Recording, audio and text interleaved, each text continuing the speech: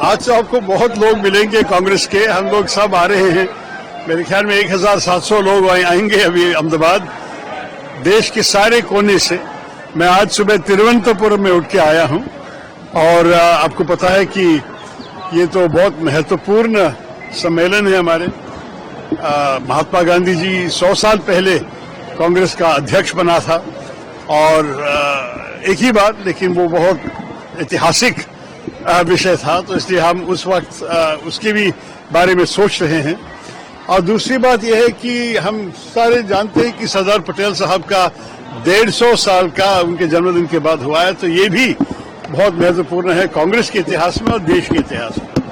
तो ये दोनों चीज हमारे मन में रखे हम आ रहे हैं अहमदाबाद। कल वर्किंग कमेटी का मीटिंग है, परसों आपको मालूम है कि पूरा AICC करीब 1,500 लोग से ज्यादा एक साथ बैठेंगे और बातचीत हो जाएगी। तो देखिए, वो तो अभी मीटिंग के बाद ही पता चलेगा क्या क्या कौन क्या बोलने वाले हैं, लेकिन मेरे ख्याल में हम सारे सुनना चाहते हैं कि आगे कैसे बढ़ाएं।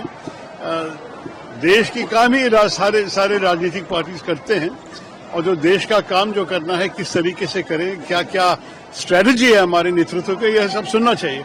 भी दूसरा नेताओं भी आएंगे, उनसे भी पूछिए। आज मार्केट जो क्रैश हुआ है टैरिफ वॉर की वजह से, किस तरह देखते हैं और आने वाले दिन कितने मतलब कितना असर दिखेगा? ये बहुत चिंतित बात है sir. What are you saying?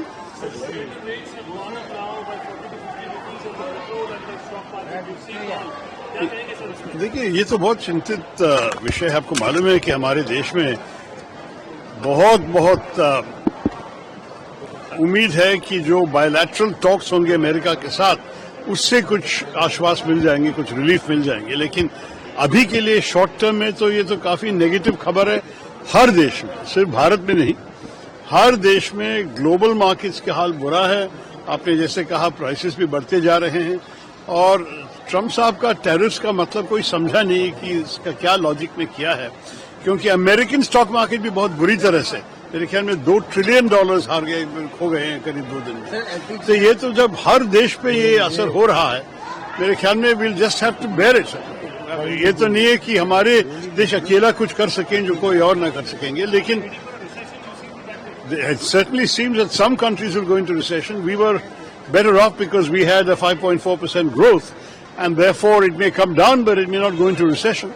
What we'll have to do is ensure that we can quickly negotiate an effective bilateral trade agreement which might reduce the impact of all this on our economy, on our exports.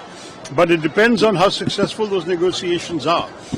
Some countries which are also exporting similar goods to America have had higher tariffs imposed upon them, and that might be a difference we could leverage to our advantage. But we'll have to see. At this stage, it's impossible to tell. No one could have foreseen such bad news in 2-3 days. It was 2nd of April that the so-called tariffs were announced. Today is the 7th, and 5 days the world has suffered so much.